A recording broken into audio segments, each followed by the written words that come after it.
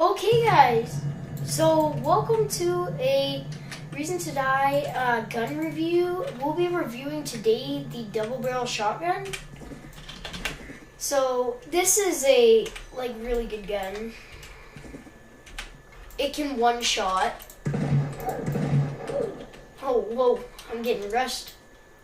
As you saw, just one-shotted, two-shotted, right in the head.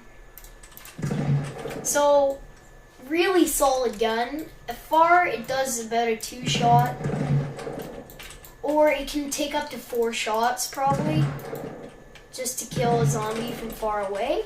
But it is so good at close range. Like, I would recommend this gun totally.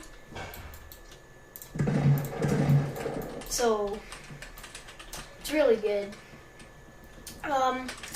So basically the accuracy, I'd say probably of medium range.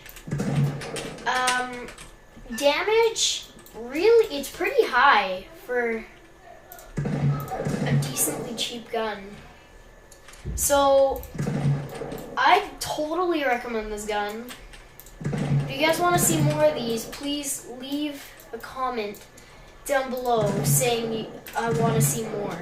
So thank you so much for watching. Please like and subscribe. That would greatly help me out.